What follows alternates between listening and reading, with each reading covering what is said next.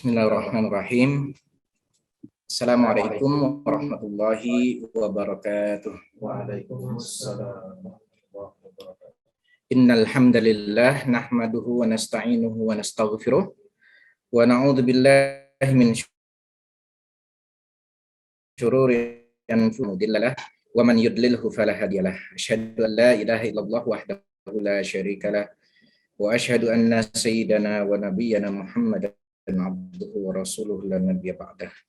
Allahumma fashalli wa sallim wa barik wa an'im ala sayyidina Muhammad. Wa qala Allah ta'ala fil Qur'anil Karim, a'udzu billahi minasyaitonir rajim. Bismillahirrahmanirrahim.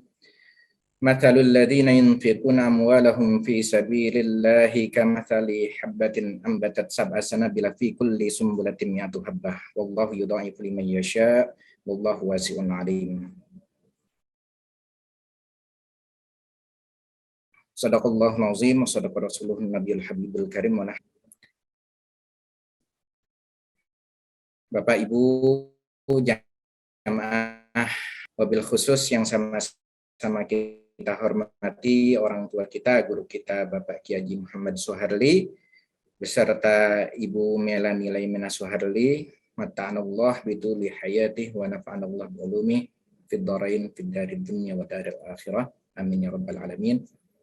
Dan juga yang senantiasa hadir bersama kita, mendampingi kita, yang pertama Ibu Dr. Hajah Dewi Motik Pramono, kemudian Ibu Hajah Insinyur Nita Yudi, dan juga Bapak Ibu sekalian yang lain yang tidak saya sebutkan satu persatu, namun yang coba tidak mengurangi rasa hormat dan takzim saya kepada Bapak Ibu sekalian. Dan mudah-mudahan Allah Subhanahu wa taala senantiasa memanjangkan usia kita dalam iman Islam, dalam sehat afiat, dalam berbagai macam kenikmatan yang Allah berikan kepada kita, sehingga kita mendapatkan kebahagiaan hidup di dunia dan di akhirat. Amin amin ya rabbal alamin. Bapak Ibu sekalian, kita masih membahas kitab Tanbihul Ghafilin, peringatan bagi orang-orang yang lalai.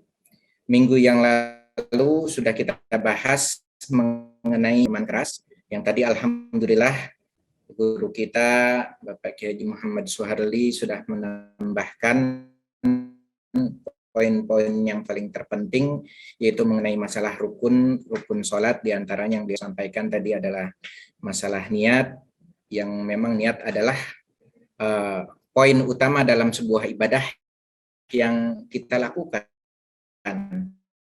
Kan apa yang akan kita sampaikan pada tema hari ini, itu mengenai ikhlas dan riya. Sebenarnya komplitnya ya, lawan kata riya adalah ikhlas. Nanti insya Allah akan kita bahas. Saya tidak berpanjang kalam mengenai masalah sholat, karena tema kita pada hari ini kita akan usung mengenai masalah sedekah. Sedekah itu nanti akan kita kaitkan dengan masalah niat, yaitu ikhlas ataukah riya, ataukah sum'ah dari sedekah yang kita lakukan. Ya. Pertama-tama kita mengerti dulu makna sodakoh. Sodakoh itu diambil dari akar kata bahasa Arab sodakoh, yang artinya benar atau membenarkan. Sodakta, benarlah engkau. Abu Bakar dijuluki dengan as-siddiq, artinya orang yang membenarkan atau orang yang selalu membenarkan, itu dia dijuluki dengan nama as-siddiq, orang yang selalu membenarkan. Itu adalah julukannya Abu Bakar. Diberi julukan as-siddiq, Abu Bakar as-siddiq, karena beliaulah orang yang pertama kali membenarkan tentang peristiwa Isra Mi'rajnya Rasulullah Shallallahu Alaihi Wasallam. Kaitannya dengan sedekah,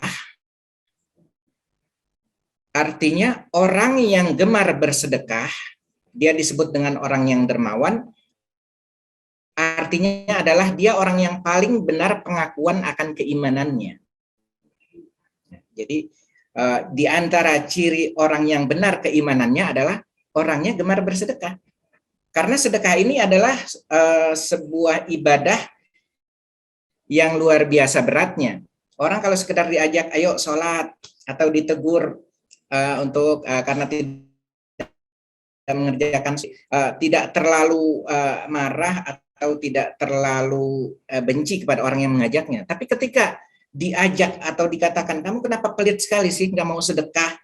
Nah, ini orang biasanya akan lebih merasa tersinggung kalau sudah bicara mengenai masalah sedekah, diperintahkan untuk mengeluarkan zakat, berinfak, bersedekah, karena kaitannya dengan masalah materi. Cuma yang harus kita luruskan juga, terkadang kita masih, sebagian dari kita masih belum memahami perbedaan antara sedekah, zakat, dan infak. Jadi terkadang ketika seseorang sudah mengeluarkan zakat hartanya, ya, yang biasa dikeluarkan dalam 1 haul, dalam 1 tahun, kemudian dia mengatakan, udah saya sudah mengeluarkan sedekah. Itu bukan sedekah, itu zakat. Sedekah itu lebih luas pengertiannya, sama-sama pemberian, ya, sama-sama memberikan sesuatu. Zakat memberikan sesuatu, mengeluarkan sesuatu. Infak juga demikian. Sedekah juga demikian, mengeluarkan sesuatu. Tapi sedekah ini dia lebih luas pengertiannya. Sedekah tidak hanya terbatas kepada masalah materi. Kalau zakat hanya masalah materi. Artinya ketika kita mengeluarkan zakat, maka yang kita keluarkan adalah berupa materi. Entah itu berupa uang, atau kalau di Indonesia biasa kita juga mengeluarkan sedekah itu dalam bentuk makanan, dalam bentuk minuman, atau lain sebagai zakat. Kalau zakat bentuk bisa berupa uang, bisa berupa dia keluarkan, bisa berupa ketika kita mengeluarkan zakat fitrah, bisa kita keluarkan berupa uang, bisa kita keluarkan berupa makanan pokok. Artinya zakat terbatas pada urusan materi. Begitu juga dengan infak, terbatas pada urusan materi. Kalau sedekah ini lebih luas cakupannya, tidak hanya sebatas pada masalah materi. Buktinya apa? Buktinya Rasulullah pernah mengatakan di dalam sebuah hadis, tabassumuka fi wajhi akhika shadaqah. Senyumnya kamu ketika bertemu dengan saudara kamu itu adalah sedekah. Kita tidak mengeluarkan materi, ya. Itu artinya bahwa sedekah lingkupnya itu tidak hanya terbatas kepada urusan materi. Ya. Ada banyak sekali fakta-fakta yang akan kita ungkap mengenai sedekah. Nah, karena sekarang sedang zamannya hoax, ya. Hoax itu sudah menjadi makanan di Indonesia. Kita mendengar berita-berita bohong atau berita-berita tentang hoax, ya. Nah, sekarang kita mau mengungkapkan beberapa fakta-fakta tentang sedekah yang mudah-mudahan bisa memotivasi kita untuk lebih berusaha lagi, lebih gemar lagi untuk bersedekah. Nah, yang pertama adalah firman Allah Subhanahu wa taala di dalam surah Al-Munafikun. Allah katakan, fakta pertama, ya. Allah berfirman dalam surah Al-Munafikun di ayat 10, A'udzubillahi minasyaitonirrajim, wa anfiqu mimma razaqnakum min qabli ay ya'tiya ahadakumul mautu fayaqulu rabbi laula akhartani ila ajalin qarib fa asaddaqu wa akum minas sholihin. Fakta pertama adalah, ya, jadi kalau di antara kita masih kurang yakin bahwa ini adalah fakta, itu artinya sesuatu yang benar, sesuatu yang benar terjadi. Ya, hoax adalah sesuatu yang tidak benar. Artinya itu tidak terjadi tapi diungkapkan, ya. Mengenai sedekah ini adalah perihal yang paling banyak akan dirasakan atau dipulihkan oleh orang-orang yang sudah berada di dalam kubur. Rabbi laula akhartani ila ajalin qarib. Coba perhatikan ayatnya. Ya Allah, Rabbi laula akhartani ila ajalin qarib. Coba andaikan engkau mundurkan ajalku sedikit aja. Apa yang mau dia lakukan? Fa'asaddaqo. Maka aku akan bersedekah. Ini artinya sedekah mempunyai value yang luar biasa besarnya. Sehingga orang yang berada di dalam kubur, meronta-ronta, mereka minta kepada Allah dihidupkan kembali cuma untuk bisa bersedekah. Wa akum minas sholihin, dan aku mau menjadi orang yang solih. Pertama yang diucapkan oleh orang yang ada di dalam kubur adalah mau bersedekah. Nah, ini ada fakta. Fakta bahwa itu benaran yang akan terjadi di alam kubur. Itu fakta yang pertama.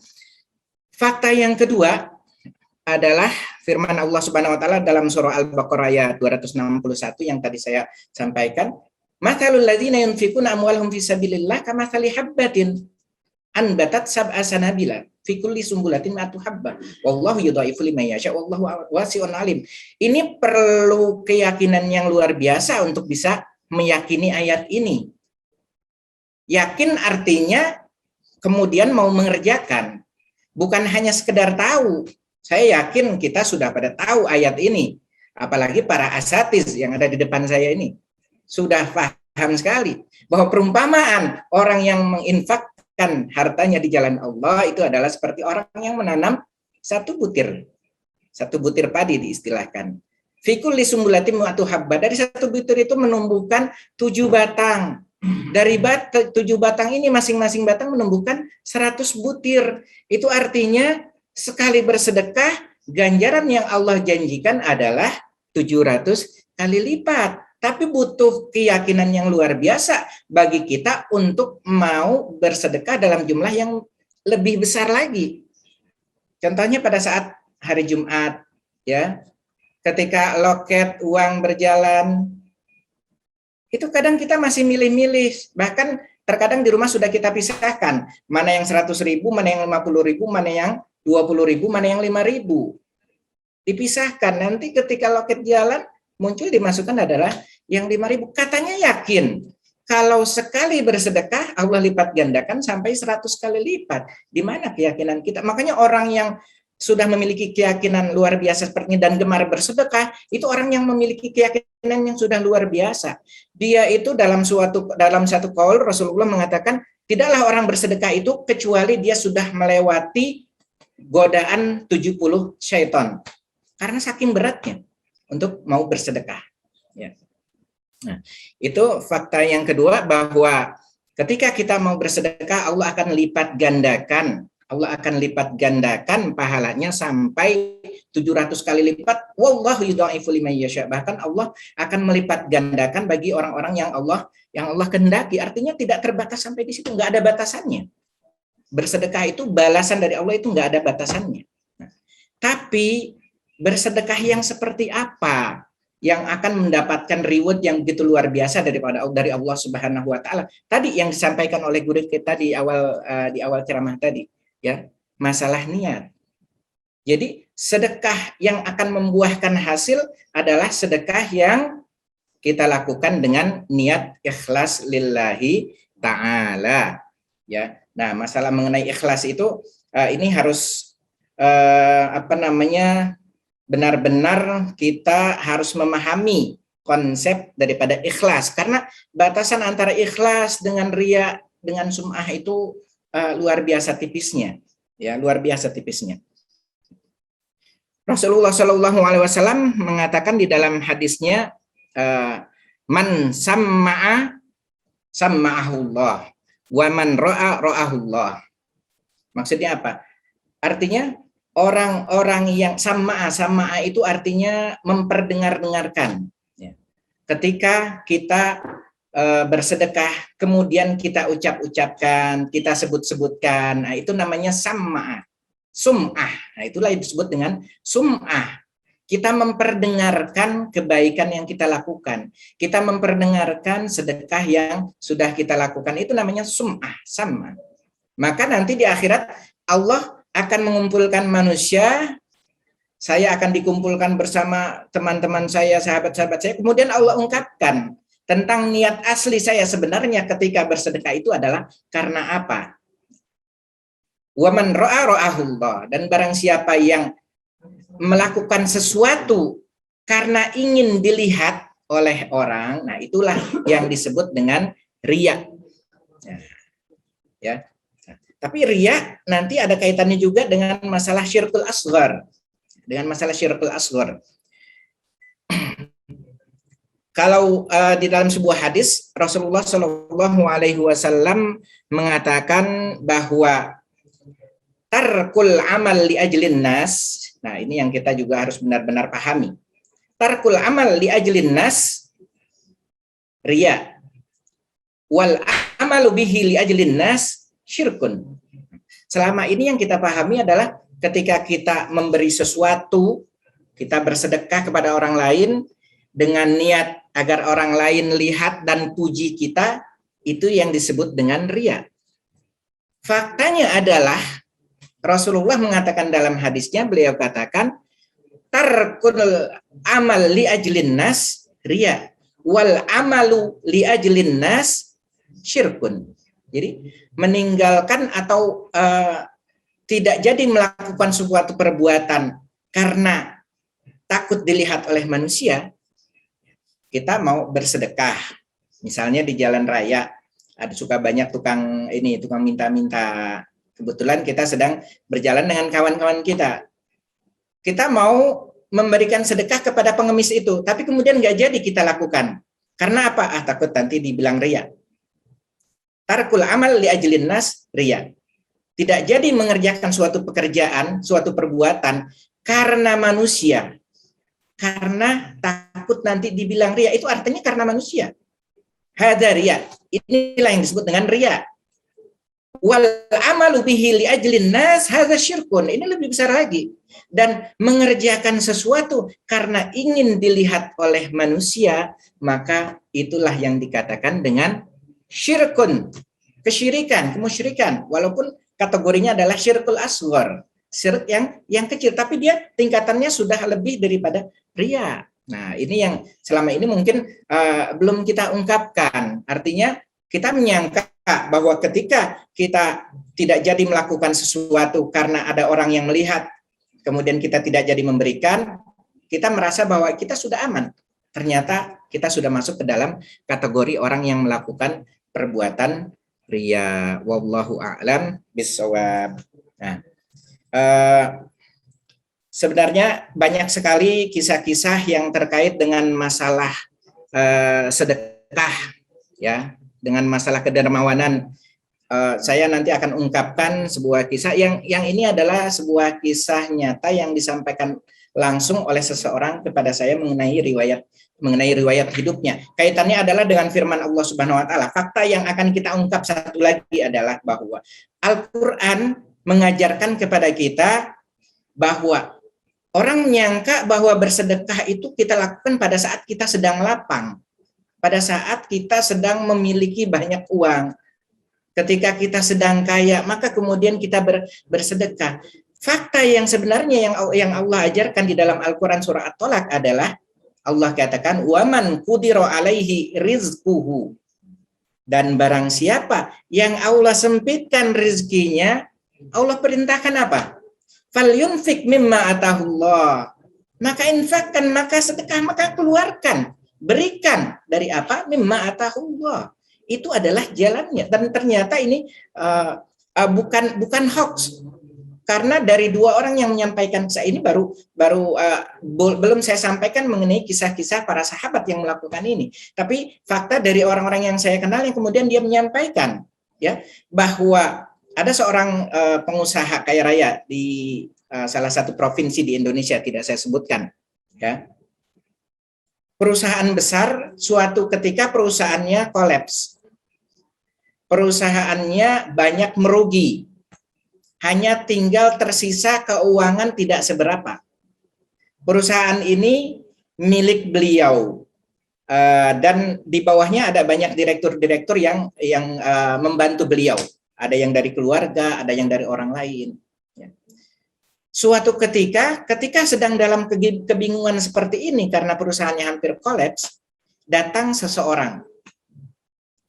Orang ini datang mungkin memang diutus oleh Allah untuk Allah membuktikan ayatnya, ayat yang tadi saya bacakan, waman qudir alaihi rizquhu falyunfik mimma atahullah. Ya. Ternyata orang ini meyakini ayat tersebut. Pada saat kesulitan datang orang untuk meminjam uang atau meminta uang kepadanya, justru harta yang sedang dia punya, yang harta tersebut adalah satu-satunya keuangan yang dia miliki, dia berikan kepada orang yang meminta tersebut. Sehingga orang-orang yang di sekelilingnya menganggap bahwa dia sudah gila. Kita sedang dalam kesulitan seperti ini, ada orang datang minta bantuan, kenapa engkau bantu? Kita aja sedang membutuhkan bantuan. Tapi kenyataan yang terjadi adalah saat ini perusahaan itu, dari satu perusahaan yang dimiliki, ia sudah memiliki sampai 11 perusahaan bersama. Karena dia amalkan. Makanya saya katakan kita perlu keyakinan yang luar biasa untuk masalah sedekah ini. Karena menurut logika manusia, bagaimana mungkin Allah sampaikan di dalam Al-Quran, kalau sedang dalam masa sulit, infakkan. Yang ada ketika sedang dalam masa sulit, kita minta orang lain bersedekah untuk kita. Bukan, Al-Quran tidak mengajarkan seperti itu. Dalam masa sulit, sedekahkan apa yang kamu punya.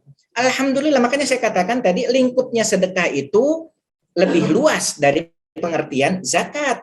Sedekah itu tidak melulu harus berupa harta. Sedekah bisa berupa tenaga. Sedekah bisa berupa bahkan even just smile. Ya, di dalam hadis disampaikan, kita ketemu dengan saudara kita di jalanan, kemudian kita tersenyum, itu adalah merupakan sedekah. Ada dalam hadis yang lain yang Rasulullah Shallallahu Alaihi Wasallam sampaikan, ya, bahwa ini adalah tujuannya buat kita agar kita lebih berhati-hati lagi di dalam bersikap, gitu ya. Terkadang kita suka meremehkan sesuatu yang kecil, ya. Misalnya membuang paku di jalanan, itu kan merupakan sedekah. Itu merupakan sedekah yang mudah sekali untuk kita lakukan, tapi jarang sekali orang mau melakukan. Padahal itu bisa menjadi sesuatu yang luar biasa. Rasulullah katakan bahwa innallaha khabba'a thalasan fi thalasin. Allah itu menyembunyikan 3 perkara fi thalasin, di dalam 3 perkara. Perkara yang pertama adalah innallaha khabba'a ridahu fil amal. Sungguhnya Allah menyembunyikan keridhaannya itu di dalam perbuatan yang baik, fil amalis shalih. Makanya jangan pernah kita meremehkan suatu perbuatan yang baik, sekecil apapun perbuatan baik yang kita lakukan. Karena Allah menyembunyikan ridhonya di situ. Coba bayangkan, di dalam hadis yang sudah masyhur kita dengar, bahkan berkali-kali, bahkan guru kita Bapak Kiai Haji Muhammad Suharli juga pernah ungkapkan, hanya sekedar seseorang wanita tunasusila memberikan minum seekor anjing, itu sudah bisa membawanya ke dalam surga. Kenapa? Allah sembunyikan ridhonya di dalam perbuatan baik tersebut. Kemudian sesuatu yang Allah sembunyikan yang kedua apa? Innallaha khabba'a sukhtu. Sungguhnya Allah menyembunyikan kemurkaannya fil ma'siyah, di dalam perbuatan maksiat. Makanya jangan engkau remehkan sekecil apapun perbuatan maksiat tersebut. Karena di situ ada kemurkaan Allah. Ya, jangan kita remehkan walaupun hanya sekedar kita mengejek orang lain di kantor, di sekolah, tetangga kita. Karena kaitan ini nanti sudah kita pelajari masalah-masalah ghibah. Jangan kita remehkan mengenai masalah cuma ngomongin memang kenyataannya orangnya seperti itu, orangnya pendek, hitam, jelek kok. Jangan kita remehkan. Di situ ada murkanya Allah Subhanahu wa taala. Tepat pada saat Allah kenakan murkanya, maka celakalah kita. Dan yang ketiga adalah Allah menyembunyikan kecintaannya kepada hambanya pada para wali-walinya. Makanya jangan sampai kita sampai melakukan sesuatu yang salah kepada orang-orang yang Allah cintai. Bisa jadi orang-orang yang Allah cintai itu kualifikasinya adalah orang-orang yang miskin yang datang kepada kita, yang memang Allah utus untuk menguji keimanan kita. Terkadang kita suka bete ketika ada orang yang hampir setiap hari atau kadang setiap minggu selalu datang untuk minta sesuatu kepada kita. Kita suka bete itu. Padahal bisa jadi Allah sembunyikannya keridhaan, bisa jadi Allah sembunyikan keridhaan pada di situ. Sehingga ketika kita memberikan uang 5.000, 10.000, jatuhlah ridha Allah pada kita, pada perbuatan kita yang kecil seperti itu. Nah, maka kita akan menjadi orang yang beruntung. Atau ketika kita menolaknya, ini orang ini cuma bohong aja, cuma nipu aja, udah jangan dikasih. Ternyata memang Allah utus orang itu untuk menguji kita. Ternyata ia bukan manusia, bisa jadi ia berupa malaikat yang Allah utus. Kita usir dia, kita tidak pedulikan dia, maka jatuhlah murkanya Allah kepada kita. Ya. Berbicara mengenai masalah ikhlas yang tadi begitu luas penjelasannya, bahwa ketika seseorang melakukan perbuatan ikhlas karena Allah Subhanahu wa taala, maka ia akan mendapatkan reward yang luar biasa dari Allah Subhanahu wa taala. Tapi ketika niat melakukan suatu perbuatan bukan dikarenakan karena Allah Subhanahu wa taala, maka justru itu akan merugikan untuk kita. pertanyaannya adalah lantas bagaimana? Karena kita sebagai manusia tidak akan luput untuk digoda oleh setan. Mungkin terkadang ketika kita bersedekah, sudah kita sembunyikan, kita memberikan sesuatu kepada orang, kepada mungkin tukang minta atau mungkin kita bersedekah atau bersedekah jariah ke sebuah masjid yang kita minta agar kita sembunyikan nama kita, tapi kemudian terungkap sehingga kemudian ada orang lain yang memuji kita. Bagaimana konteks yang seperti ini? Apakah kita masuk ke dalam kategori orang yang riya atau bagaimana? Nah, ini para ulama berbeda pendapat.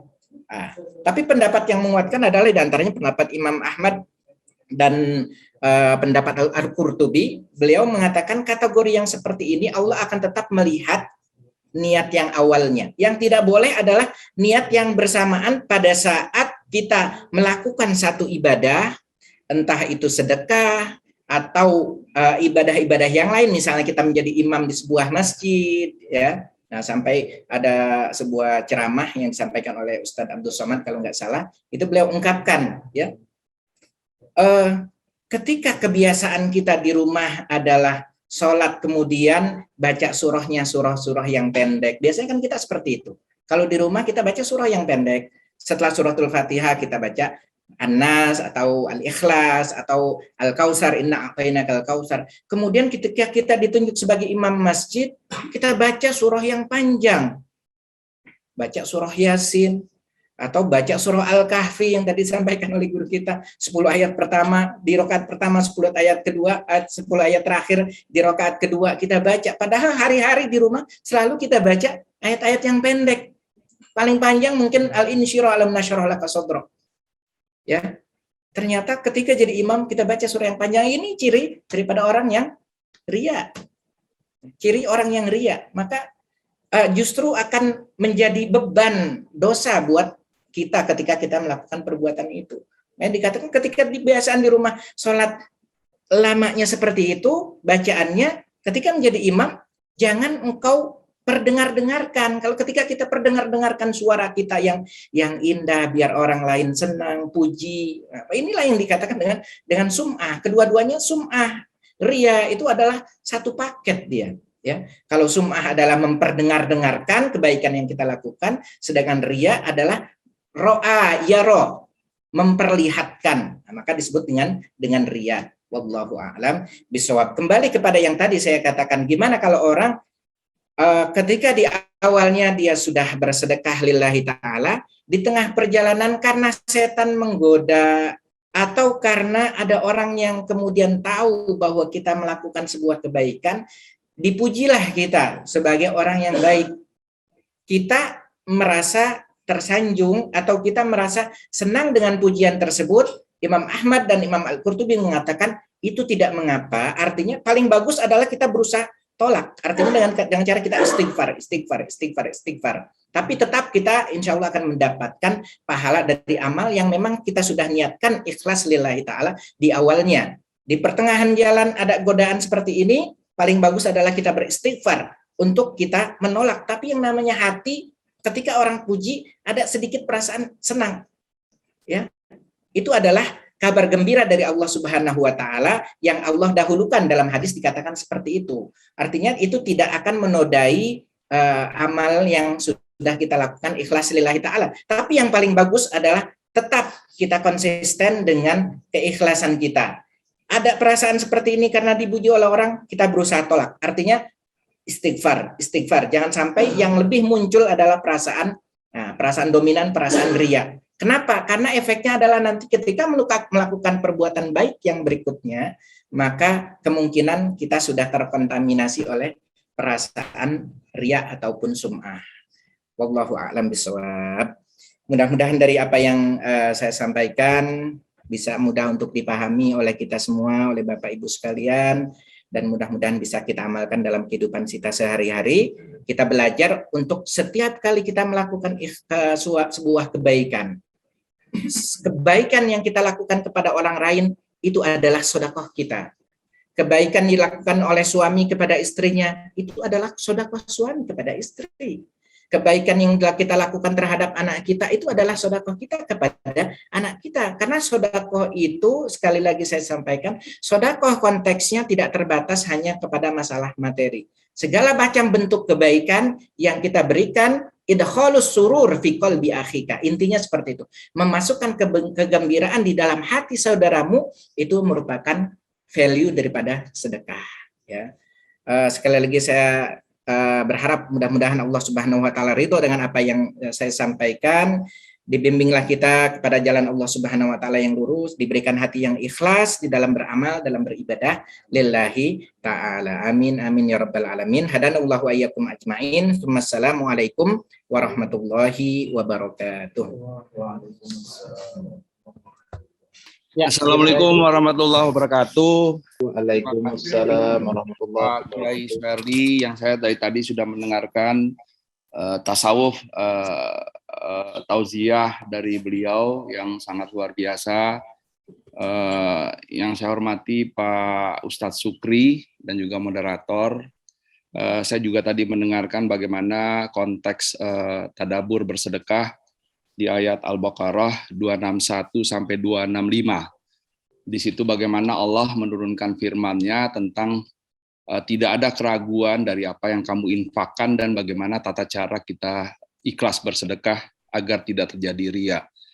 Namun demikian Pak Ustadz, saya juga melihat ada di Al-Quran tadabur surat An-Nisa ayat 39. Di situ Allah menyampaikan bahwa bersedekahlah dari sebagian yang rezeki yang aku berikan. Nah, konteks sebagian rezeki ini yang kami mohon pencerahannya Pak Ustadz, ukurannya. Karena dari yang saya tahu, dari sahabat-sahabat Nabi, seperti Umar bin Khattab, dia menyerahkan harta infaknya adalah 1/4. Kemudian Abu Bakar, dia setengah dari hartanya. Utsman bin Affan seluruhnya dia serahkan infak hartanya. Nah, jadi apakah sebagian yang dimaksud firman Allah ini ada ukurannya atau memang dievaluasi daripada kita sendiri dari harta yang kita dapatkan dari Allah. Demikian Pak Ustadz, terima kasih. Wassalamualaikum warahmatullahi wabarakatuh. Waalaikumsalam warahmatullahi wabarakatuh. Terima kasih Pak Ustadz.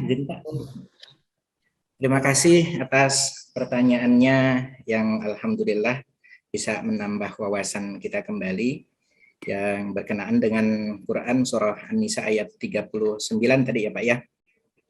Perintah Allah untuk menginfakkan atau mensedekahkan sebagian daripada harta kita.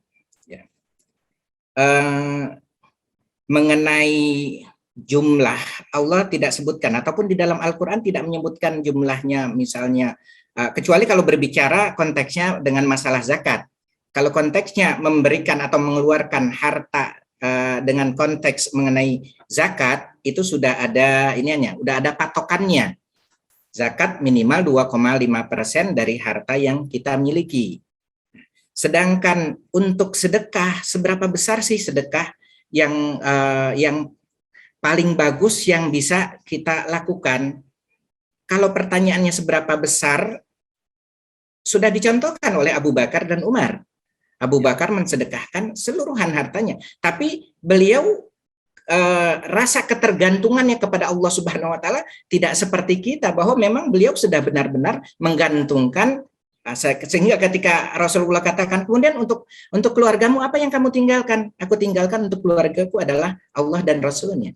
Nah, kita belum sanggup untuk memiliki keyakinan seperti keyakinannya Abu Bakar, sehingga kemudian kita keluarkan sedekah seluruh harta yang kita miliki. Bahkan di dalam Islam untuk orang-orang kategori orang seperti kita tidak boleh. Ya, jangan kita tinggalkan anak-anak kita di belakang kita adalah dalam keadaan mereka fakir, dalam keadaan mereka lemah. Ya. Terus seberapa besar? Yang kita lihat adalah ukuran besar adalah kita lihat dari prosentase. Ya, bagi seorang miskin yang dia hanya punya uang 10.000, kemudian ada tukang minta-minta datang, dia ingin beli minuman atau makanan, kita berikan 5.000, maka itu nilainya adalah separuh daripada harta yang dia miliki. Bagi Bapak yang mungkin memiliki uang sampai miliaran, 1 miliar misalnya, semakin besar yang kita keluarkan, maka akan semakin bagus di hadapan Allah Subhanahu wa taala. Karena rewardnya sudah jelas Allah katakan, semakin besar yang kita keluarkan, maka Allah akan semakin besar memberikan balasan kepada kita. Masalul ladzina yunfikuna amwalahum fi sabilillah kamatsali habbatin anbatat sab'a sanabila. Kita sedekahkan 1 akan menumbuhkan sampai 700. Itu artinya ketika Bapak mensedekahkan dari 1 miliar Bapak sedekahkan 100 juta, berapa poinnya? Tapi yang terpenting adalah ketika mengeluarkan uang, punya uang 1 miliar, kita keluarkan 100 juta, ini aman atau tidak hati kita dari perasaan-perasaan ingin dipuji oleh orang lain, ingin mendapatkan ketenaran dari orang lain, ingin dianggap orang lain kita adalah sebagai orang yang dermawan. Kalau menjadi tidak aman, coba cari nilai yang hati kita itu ketika mengeluarkan tanpa ada perasaan berat apapun, benar-benar kita keluarkan lillahi ta'ala. Nah, itu adalah yang paling terbagus. Jadi kalau untuk ukuran jumlah, Rasulullah tidak pernah menyebutkan jumlahnya sebagian itu seberapa besar. Ya, wallahu a'lam. Terima kasih Pak Ustadz. Sama-sama Bapak.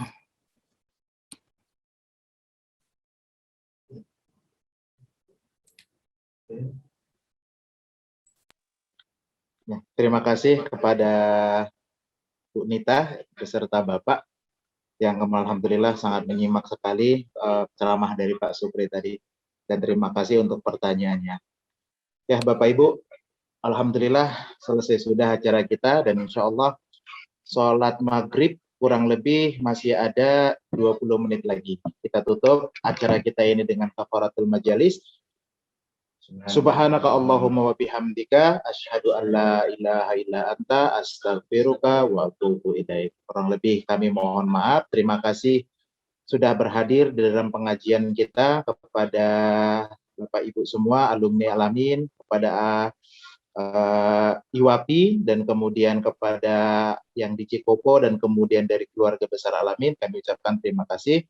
Kurang lebih kami mohon maaf. Billahi taufiq wal hidayah. Assalamualaikum warahmatullahi wabarakatuh.